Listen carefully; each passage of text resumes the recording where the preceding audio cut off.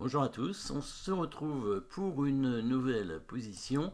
Ici, on est dans une position de finale, alors c'est assez simple, ça va pas durer très longtemps. Avec les blancs, évidemment, il faut aller à dame avec le pion, tout simplement, et éviter le retour du cavalier. Voilà, c'est tout ce qu'il faut faire, en fait, c'est pas très compliqué.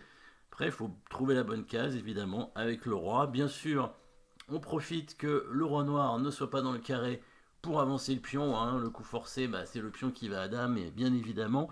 Et les noirs doivent répondre avec cet échec de cavalier, sinon ils n'arriveront jamais à rattraper le pion. Voilà, la question, elle est ici en fait, où doit aller le roi par rapport à cet échec de cavalier, sachant qu'il a 7 cases différentes. Bon, je pense qu'on va pas aller en F3, parce que si on vient en F3, il va directement y avoir une fourchette, évidemment, qui gagne le pion, donc ça, ce serait pas une bonne idée.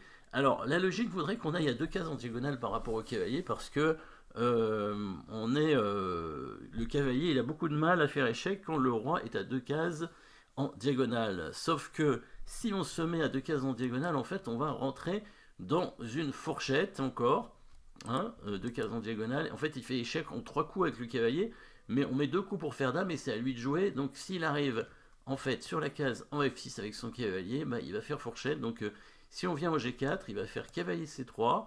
On pousse le pion, il fait cavalier D5, on pousse le pion et il fait échec en F6 avec fourchette. Donc on ne va pas non plus à deux cases en diagonale, c'est assez rare, hein, mais c'est pas le cas dans cette position.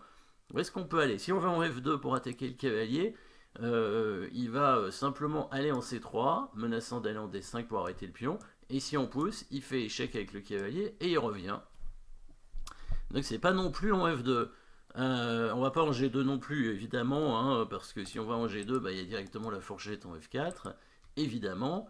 Donc on a essayé pas mal de cases. Alors peut-être en H4, on a l'air d'être assez loin, mais en H4, en fait, il va simplement aller en F4 avec le cavalier attaquant le pion, et quand le pion avance, bah, c'est une fourchette à nouveau. Et en H3, bah, il y a la fourchette aussi. Donc du coup, bah, c'est le coup qui reste, hein, il n'y a pas le choix.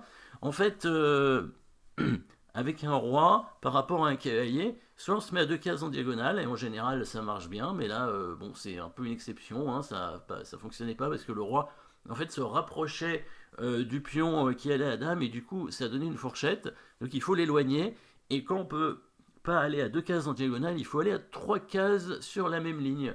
Et du coup, c'est bien la case en H2 qui permet de gagner. Trois cases sur la même ligne. Bon, le cavalier doit quand même faire échec. Bon, il met deux coups pour faire échec, ce qui est moins que deux cases en diagonale, bien sûr, mais c'est quand même trop par rapport au pion qui va à dame, hein. Ici, le cavalier. Alors, en fait, ce qu'il faudrait, c'est qu'il fasse échec ici pour qu'il puisse revenir en F6, sauf que c'est une case à deux cases en diagonale, justement. Donc, c'est pas bon. Et qu'est-ce qu'il peut faire? S'il vient en D4, on pousse le pion.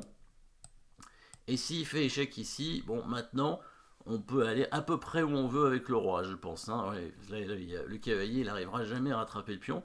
Bon, on peut maintenant se mettre à deux cases en diagonale si on veut, hein, pour être tranquille, mais de toute façon, il n'y aura pas de fourchette, hein, parce que le roi blanc est beaucoup trop loin de son pion, donc on peut aller en G3 par exemple, hein. En fait, toutes les cases sont bonnes, hein. Si on veut respecter le principe de deux cases en diagonale, on va en H1, et là, on est tranquille. Là, le cavalier ne nous donnera jamais échec. Évidemment, on va faire dame et on va gagner la finale. Donc, c'était une petite finale assez simple, mais c'est intéressant de voir le coup de roi ici, hein, le coup de roi, le seul et unique coup de roi qui permet d'éviter du coup le retour du cavalier qui arrête le pion. Le cavalier qui va bien sûr pas assez vite, hein, et le roi, bon bah trop loin aussi, hein, il n'est pas dans le carré du tout, hein, rien à faire. Le roi peut rien faire, hein, il faudrait qu'il mette des bottes de 7 lieues là pour aller rattraper le pion, mais bon, je crois qu'on peut pas encore.